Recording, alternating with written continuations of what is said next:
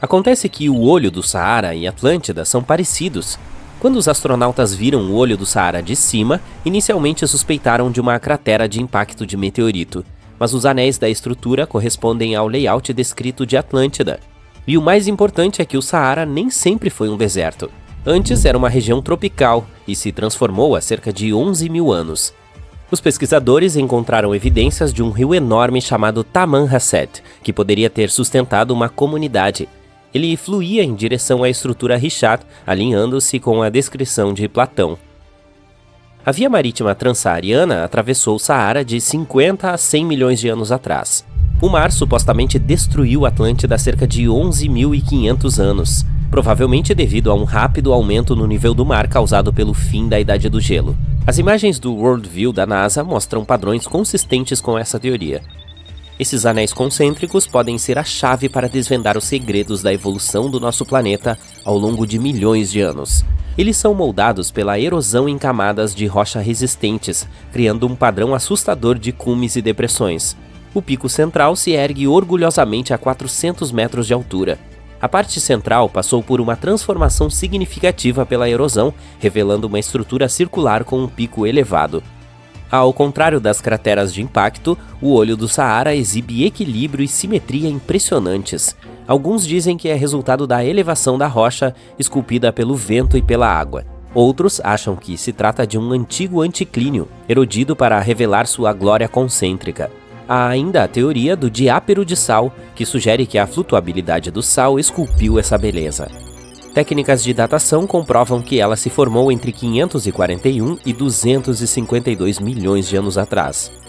Ferramentas antigas estão espalhadas ao redor dos anéis externos da estrutura, perto dos leitos dos rios. Algumas mais antigas de pedra também foram encontradas nas mesmas áreas. E ainda assim, embora tenham sido achadas algumas pontas de lança do período neolítico, não há muitos sinais de que as pessoas viviam ali naquela época. A área parece ter sido usada para atividades de curto prazo, como caça e fabricação de ferramentas. Há outros mistérios sobrenaturais que assombram nosso mundo. Um deles está na Noruega, o sinistro fenômeno da luz de Hesdalen, também conhecido como Vale das Luzes, deixa os cientistas confusos.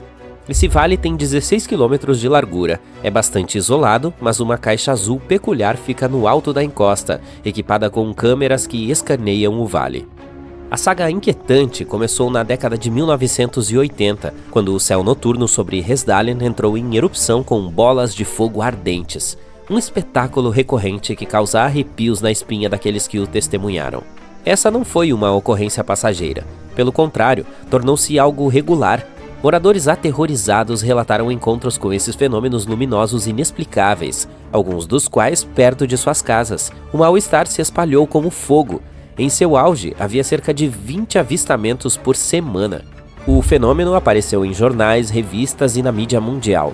Logo, as pessoas se reuniram no vale na esperança de ver as luzes.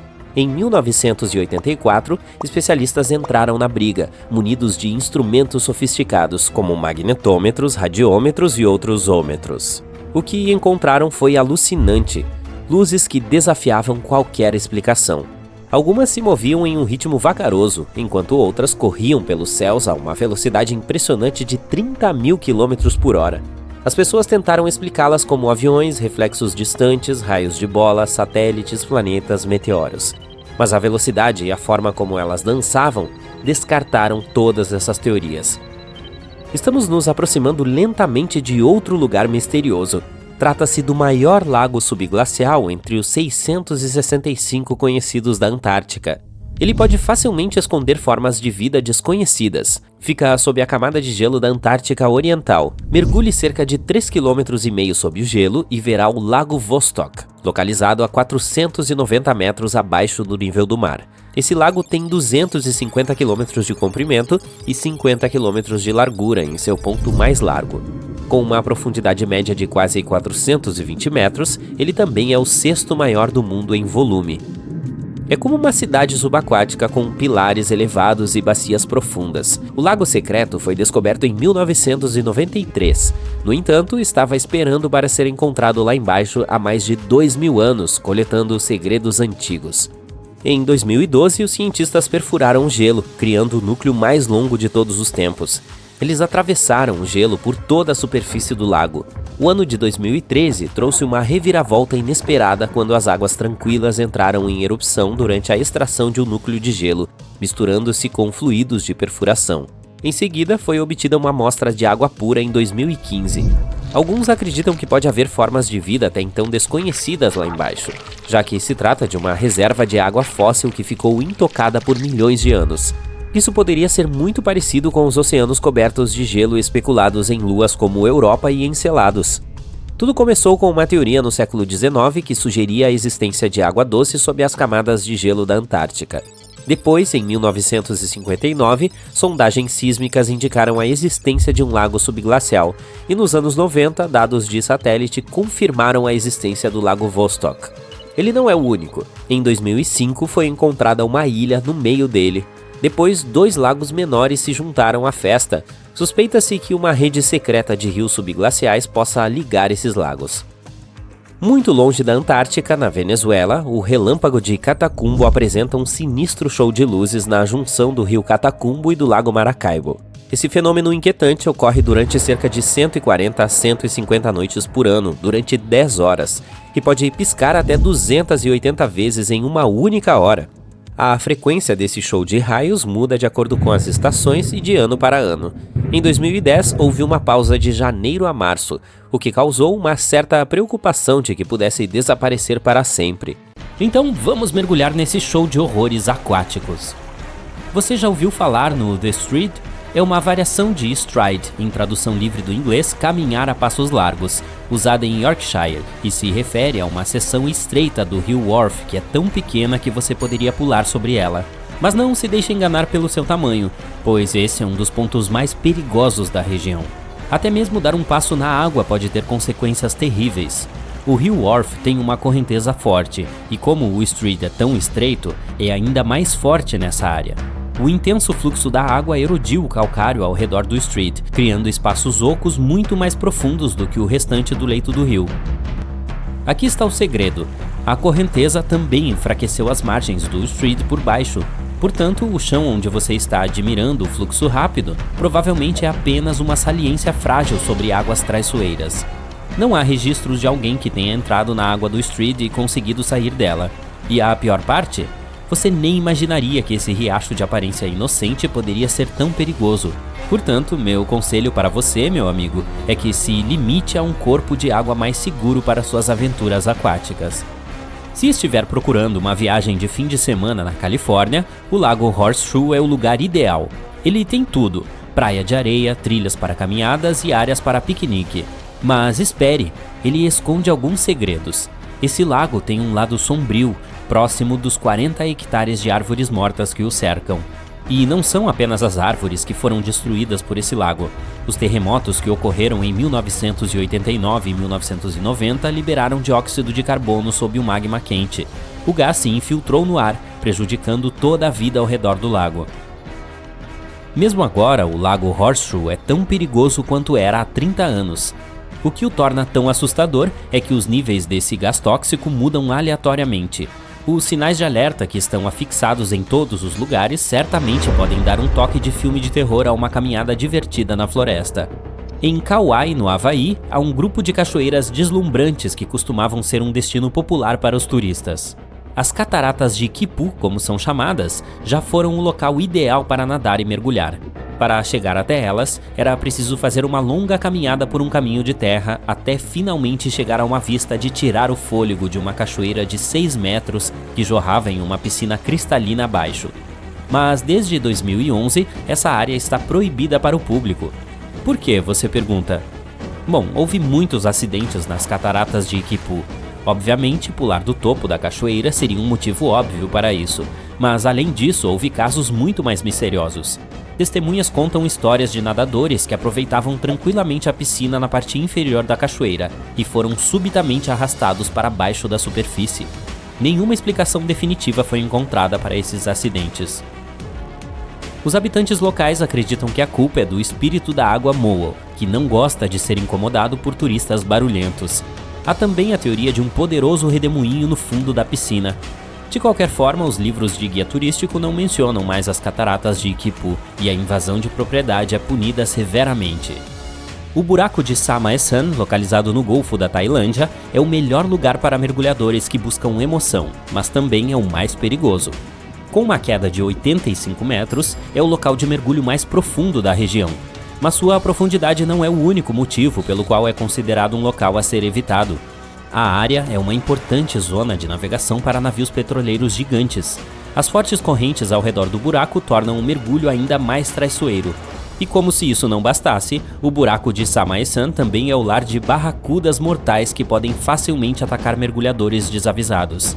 A água é tão turva que a visibilidade é quase nula, o que torna difícil avistar essas criaturas marinhas agressivas. Resumindo, o buraco de Samaesan é um local de tirar o fôlego, mas extremamente perigoso, que só deve ser explorado por mergulhadores experientes com nervos de aço. Agora vou falar sobre a praia de New Smyrna, a capital mundial de ataques de tubarão. Se estiver procurando um local de férias relaxante no condado de Volusia, na Flórida, talvez deva evitar essa praia. As águas ao redor da praia de New Smyrna estão repletas de peixes, o que atrai muitos tubarões.